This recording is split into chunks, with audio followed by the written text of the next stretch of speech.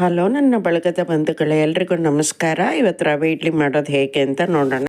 ಈ ಬೌಲಲ್ಲಿ ಒಂದು ಮುಕ್ಕಾಲು ಬೌಲಷ್ಟು ಬಾಂಬೆ ರವೆ ತೊಗೊಂಡಿದ್ದೀನಿ. ಉಪ್ಪಿಟ್ಟು ರವೆ ಮಾಡ್ತಿರಲ್ಲ, ಬಿಳಿ ರವೆ, ಅದು ಇಡ್ಲಿಗೆ. ಈಗ ರವೆ ಹುರಿಯೋಕ್ಕೆ ಬೇಕಾದಷ್ಟು ಎಣ್ಣೆನ ಬಾಣಲೆಗೆ ಹಾಕ್ಕೊಳ್ಳೋಣ. ಒಂದು 4-5 ಚಮಚ ಬೇಕಾಗುತ್ತೆ. ಈಗ ಕಾಯ್ತಾ ಇರೋ ಎಣ್ಣೆಗೆ ಒಂದು ಸ್ಪೂನ್ ಕಡಲೆಬೇಳೆ, ಒಂದು ಸ್ಪೂನ್ ಉದ್ದಿನಬೇಳೆ, ಅರ್ಧ ಸ್ಪೂನು ಸಾಸಿವೆ ಹಾಕ್ಕೊಳ್ಳೋಣ.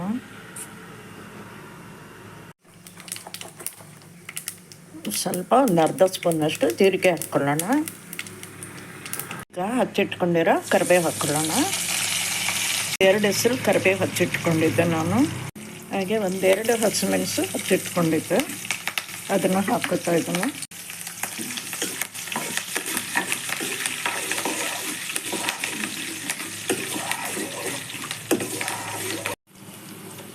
ಈಗ ತೆಗೆದಿಟ್ಕೊಂಡಿರೋ ರವೆ ಹಾಕ್ಕೊಳ್ಳೋಣ.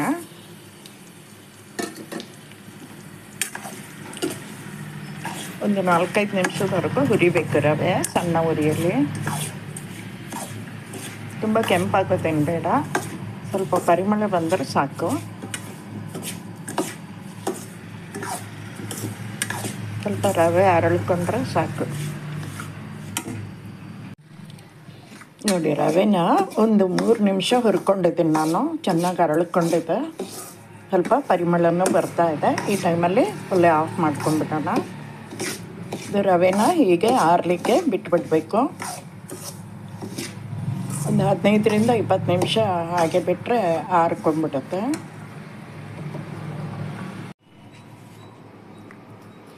ನಾನಿಲ್ಲಿ ಅರ್ಧ ಕ್ಯಾರೆಟು ತುರ್ಕೊಂಡಿದ್ದೀನಿ, ಅದನ್ನು ಹಾಕ್ಕೊತಾ ಇದ್ದೀನಿ.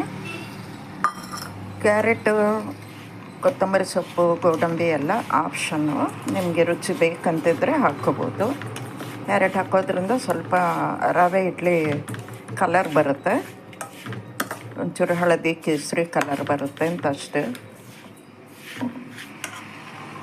ಈಗ ರವೆ ಎಷ್ಟು ತೊಗೊಂಡಿರ್ತೀವಲ್ಲ ಅದ್ರ ಕ್ವಾಂಟಿಟಿಗೆ ತಕ್ಕಂಗೆ ಉಪ್ಪು ಹಾಕ್ಕೊಳ್ಳಿ. ಇಷ್ಟು ಉಪ್ಪು ಸಾಕು. ಹಾಗೆ ಸ್ವಲ್ಪ ಸೋಡಾ ಪುಡಿ. ರವೆ ಆರಿದೆ. ನಾನು 1-2 ಸೌಂಟಷ್ಟು ಮೊಸರು ಹಾಕ್ಕೊಂಡು ಕಲಿಸ್ಕೊತಾ ಇದ್ದೀನಿ.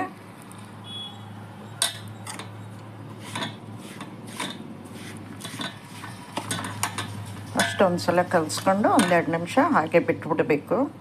ಅದೆಲ್ಲ ಚೆನ್ನಾಗಿ ನೆನೆಯೋಕ್ಕೆ. ಒಂದು 4 ಸ್ಪೂನ್ ಮೊಸರು ಹಾಕ್ಕೊಂಡಿದ್ದೀನಿ ನಾನು. ನೋಡಿ, ಇದನ್ನು ಹಾಗೆ ಸ್ವಲ್ಪ ಉರ್ಲಿಕ್ಕೆ ಬಿಟ್ಬಿಡಿ. ಈಗ ಬಾಣಲೆಗೆ 1-2 ಚಮಚ ತುಪ್ಪ ಅಥವಾ ಎಣ್ಣೆ ಹಾಕಿಬಿಟ್ಟು ಒಂಚೂರು ಗೋಡಂಬಿ ಹುರ್ಕೊಂಬಿಡೋಣ.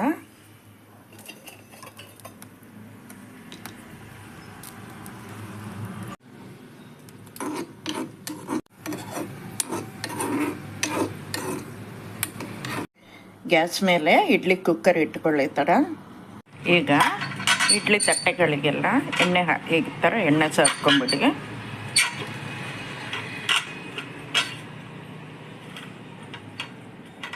ಈಗ ನೋಡಿ, ರವೆ ಎಲ್ಲ ಮೊಸರನ್ನ ಹೀರ್ಕೊಂಡಿದೆ. ಈಗ ಸ್ವಲ್ಪ ನಾನು ಕಡ್ದು ಮಜ್ಜಿಗೆ ಹಾಕೋತಾ ಇದ್ದೀನಿ. ಅದಕ್ಕೆ ಇದರಲ್ಲಿ 1 ಬಟ್ಲಷ್ಟು ಮಜ್ಜಿಗೆ ಹಾಕ್ಕೊಂಡಿದ್ದೀನಿ ನಾನು. ಕೆಲವರು ನೀರು ಹಾಕೋತಾರೆ, ನಾನು ಯಾವಾಗಲೂ ನೀರು ಹಾಕ್ಕೊಳ್ಳಲ್ಲ. ಮಜ್ಜಿಗೆ ಮೊಸರು 2 ಸೇರಿಸ್ಕೊತೀನಿ. ಇಲ್ಲಾರ ಬರೀ ಮಜ್ಜಿಗೆಯಿಂದಲೂ, ಕಡ್ದು ಮಜ್ಜಿಗೆ ಸ್ವಲ್ಪ ತಿಕ್ಕಾಗಿದ್ದರೆ ಕಡ್ದು ಮಜ್ಜಿಗೆಯಿಂದಲೂ ಮಾಡ್ತೀನಿ. ಹಿಟ್ಟು ತುಂಬ ಗಟ್ಟಿನೂ ಇರಬಾರ್ದು, ಸ್ವಲ್ಪ ನೀರಾಗೂ ಇರಬಾರ್ದು.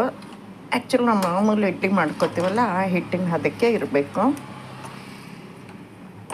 ತುಂಬ ಗಟ್ಟಿ ಆದರೆ ಗಂಟ್ಲಿಗೆ ಹಿಡಿಯುತ್ತೆ, ಪದೇ ಪದೇ ನೀರು ಕುಡಿಬೇಕಾಗುತ್ತೆ. ಇದು ಸರಿಯಾಗಿದೆ ಕ್ವಾಂಟಿಟಿ. ಈಗ ನಾವೆಲ್ಲ ಪ್ಲೇಟ್ಸ್ಗೂ ಈ ಹಿಟ್ಟನ್ನು ಹಾಕ್ಕೊಂಬಿಡೋಣ. ನೋಡಿ, ಈ ಥರ ಫಸ್ಟು ಗೋಡಂಬಿ ಇಟ್ಕೊಂಡ್ಬಿಡ್ಬೇಕು ತಟ್ಟೆ ಮೇಲೆ. ಇದಕ್ಕೆ ಮೇಲೆ ಸ್ವಲ್ಪ ಕೊತ್ತಂಬರಿ ಸೊಪ್ಪು ಇಟ್ಕೊಂಡು ಹೋಗಬೇಕು. ನೋಡಿ, ಎಲ್ಲ ಪ್ಲೇಟ್ಸ್ ಮೇಲೂ ನಾನು ಈ ಥರ ಗೋಡಂಬಿ ಮತ್ತು ಕೊತ್ತಂಬರಿ ಸೊಪ್ಪು ಇಟ್ಕೊಂಡಿದ್ದೀನಿ. ಇದೆಲ್ಲ ಆಪ್ಷನ್, ನಿಮ್ಗೆ ಬೇಕಾದರೆ ಇಟ್ಕೋಬೋದು. ಹಾಕ್ಕೊಂಬಿಡೋಣ. ನಾವು ಕಲಸಿದ ರವೆನ ಹಾಕ್ಕೊಳ್ಳೋಣ.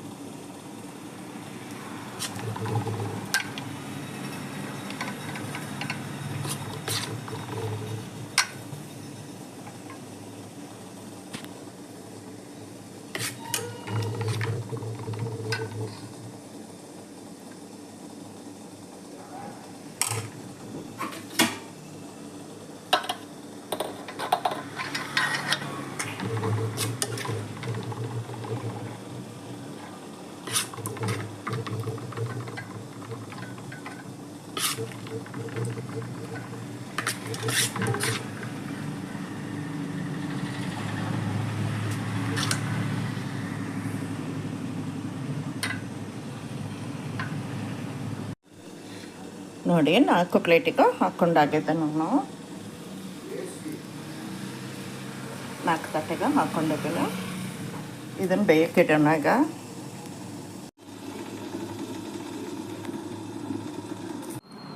ಚಟ್ನಿಗೆ ನಾನು ಇಲ್ಲೊಂದು 3/4 ಕಪ್ಪಷ್ಟು ತೆಂಗಿನ ತುರಿ ತಗೊಂಡಿದ್ದೀನಿ. ಒಂದು 1/4 ಕಪ್ಪಷ್ಟು ಪುಟಾಣಿ ತಗೊಂಡಿದ್ದೀನಿ. ಸ್ವಲ್ಪ ಉಪ್ಪು ರುಚಿಗೆ ಬೇಕಾದಷ್ಟು, ಸ್ವಲ್ಪ ಹುಣಸೆಹಣ್ಣು, ಒಂದು 4 ಕೆಸರು ಬೆಳ್ಳುಳ್ಳಿ. ಇದಕ್ಕೆ ಬೆಳ್ಳುಳ್ಳಿ ಚಟ್ನಿ ಚೆನ್ನಾಗಾಗುತ್ತೆ. ಒಂದು ತುಂಡು ಶುಂಠಿ, 2 ಹಸಿಮೆಣಸು ಇಷ್ಟನ್ನು ಹಾಕ್ಕೊಂಡು ಈಗ ಚಟ್ನಿ ಹರ್ಕೊಂಬಿಡೋಣ. ಚಟ್ನಿ ಅರ್ಧಾಗಿದೆ. ಈಗ ಚಟ್ನಿಗೊಂದು ಒಗ್ಗರಣೆ ಹಾಕ್ಕೊಳ್ಳೋಣ. ಎಲ್ಲನೂ ಹಾಕಿದ್ದೀನಿ. ಅದಕ್ಕೆ 2 ಸ್ಪೂನ್ ಎಣ್ಣೆಗೆ ಸಾಸಿವೆ, ಒಣಮೆಣಸು, ಕರಿಬೇವು, ಇಂಗು ಹಾಕ್ಕೊಂಡಿದ್ದೀನಿ. ಚಟ್ನಿ ರೆಡಿಯಾಗಿದೆ. ನೋಡಿ ಇಡ್ಲಿ ಹೇಗಾಗಿದೆ ಅಂತ.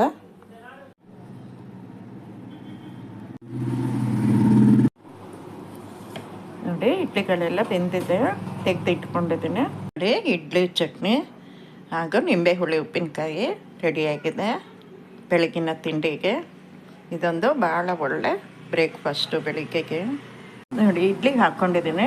ಈ ಇಡ್ಲಿಗೆ ಬೆಣ್ಣೆ ಮತ್ತು ನಿಂಬೆ ಉಪ್ಪಿನಕಾಯಿನೂ ಬೆಳ್ಳುಳ್ಳಿ ಚಟ್ನಿನೂ ಒಳ್ಳೆ ಕಾಂಬಿನೇಷನು. ಈ ವಿಡಿಯೋ ನಿಮಗೆ ಇಷ್ಟ ಆಗಿರ್ಬೋದು ಅನ್ಕೋತೀನಿ. ಇಷ್ಟ ಆದರೆ ಲೈಕ್ ಮಾಡಿ, ಶೇರ್ ಮಾಡಿ, ಕಮೆಂಟ್ ಮಾಡಿ, ಹಾಗೆ ನನ್ನ ಚಾನಲ್ಗೆ ಸಬ್ಸ್ಕ್ರೈಬ್ ಆಗಿ. ಧನ್ಯವಾದಗಳು.